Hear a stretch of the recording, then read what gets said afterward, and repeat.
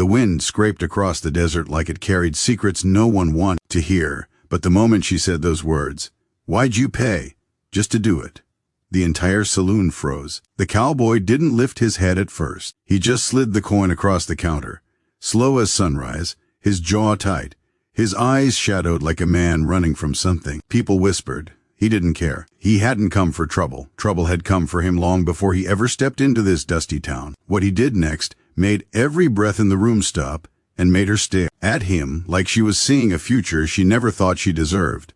He didn't pay for what she thought. He paid for something deeper, something she didn't believe she was worth. And by the time the truth reached her, she would be begging, literally begging to be his wife. But none of that was clear at the beginning.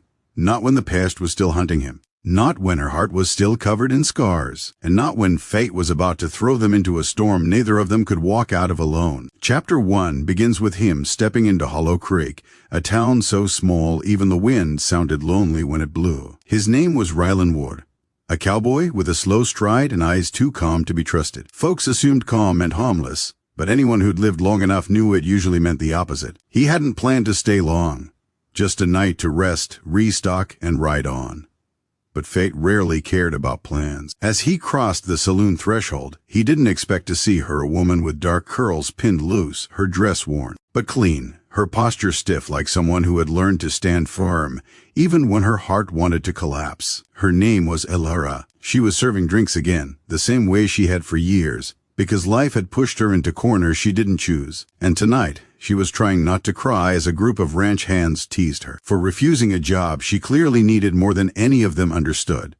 Rylan watched quietly until one of the ranch hands slapped a few coins on the table and said something that made Alara's face harden. Rylan didn't know what was said, but he saw enough the humiliation in her eyes, the exhaustion in her shoulders, the way she swallowed her pride so deep it hurt to watch. Something in him snapped. Not anger, just a tired understanding. He'd seen this before. He'd seen people with power stepping on those without it. And he'd promised himself ever since the night he lost everything that he wouldn't stand by and watch it again. So he walked to the bar, pulled out a silver dollar reel, heavy, valuable, and pushed it toward her without looking up. The whole saloon went silent, because everyone knew what money like that usually meant. Alara's throat tightened. She asked him, voice trembling, "Why'd you pay?" "Just to do it." The ranch hands laughed. She didn't. Rylan lifted his head slowly, and for the first time she saw his eyes steady, clean, not hungry, not mocking, not taking, just seeing her. He said quietly, "I ain't here to take anything from you. I paid because you ain't walking back to that table again." She didn't understand.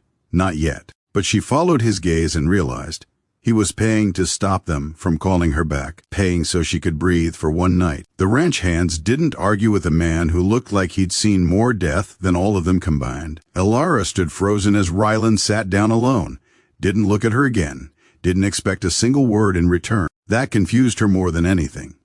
For the rest of the night she found her eyes drifting toward him again and again. Something about him felt like a storm waiting to break, but also like shelter. When he finally left, she whispered to herself that she'd forget him by morning, but fate wasn't done with either of them, because just outside the town limits, Rylan found a trail of blood in the sand and the scent of danger he'd thought he'd left behind. And when dawn came, Elara found a letter on the saloon door warning that Hollow Creek was in danger, handwritten, unsteady, signed with a name no one recognized except Rylan. The next time Elara saw him, it wasn't in a quiet saloon. It was in the middle of panic, people shouting, horses restless. She didn't know yet that Rylan had been a bounty hunter. She didn't know he carried enemies like shadows. She didn't know a gang he once crossed was coming to claim the town as revenge. All she knew was that when trouble came, Rylan was already saddling his horse alone like a man who expected to die solving a past mistake. She ran to him without thinking. She didn't even know why. Maybe because no one had ever paid to protect her dignity before. Maybe because she had seen loneliness in him that mirrored her own. Maybe because he looked like a man holding his breath between life and death, and she couldn't stand it. She told him, voice shaking, that he didn't owe the town anything, that he didn't have to fight, that he didn't have to leave alone. And Rylan said quietly, "I don't owe the town. I owe myself, and I ain't letting anyone hurt you." She froze. The words hit her differently than they should have, almost like a promise. The kind she had never been offered in her whole life. Chapter 2 begins with the gang arriving at sunrise, dust clouds rising behind their horses like smoke from a fire. The town hid. The sheriff wasn't brave enough to stand up. No one wanted to risk their life. No one except Rylan. He stepped into the center of the road, shoulders squared, breath steady, shadow long across the dirt. Elora watched from behind a wagon, hand over her mouth, fighting tears she didn't understand. The gang's leader, a cruel man named Corbin Hale, smirked the moment he saw Rylan. "Ward," he spat. "Thought you'd run forever." Rylan didn't flinch. "Not today." Corbin laughed.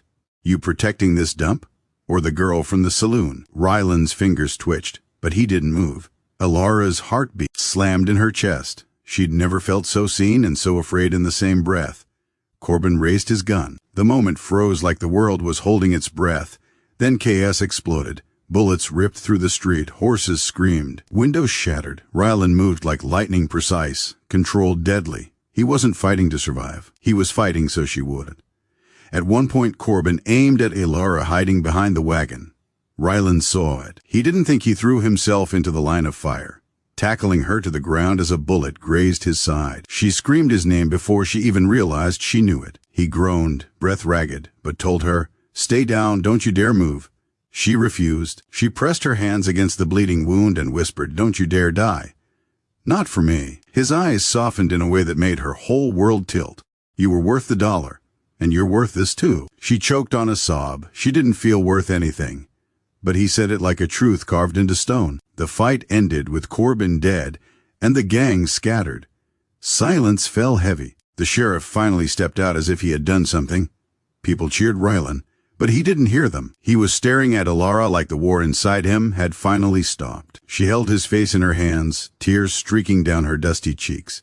"Why would you do this?" she whispered. Rylan swallowed hard. "Because someone should have done it for you long before I showed up." Her breath caught. No one had ever fought for her. No one had ever seen her as someone worth bleeding for. Something in her broke open. Not pain, freedom. She pulled him close, forehead against his. "Don't leave," she whispered. "You don't have anywhere to run anymore. Stay with me." He didn't answer at first. He looked at her like he was memorizing her face, afraid it was a dream. Then he said, voice rough, "If I stay, I ain't leaving again." Days passed. Rylan healed. Elora stayed by his side, refusing to let the world come between them. Something gentle bloomed, slow but powerful, and one evening, as the sun set red over the horizon, she finally asked the question that had haunted her, "Why'd you pay me that night?" "Why me?" Rylan smiled faintly. "I wasn't paying for anything. I was giving you back something someone tried to take your worth." Her eyes filled. She grabbed his hands, trembling. "Rylan, I'm asking you something now. Stay my whole life. Be mine." Her voice cracked. "Please." He pulled her into his arms, held her like she was the last pure thing in the world, and whispered against her hair, "You're already my wife in my heart. Say the word, and I'll make it real." And she did, and he did. And that one silver dollar, the one that started everything, never left her pocket again.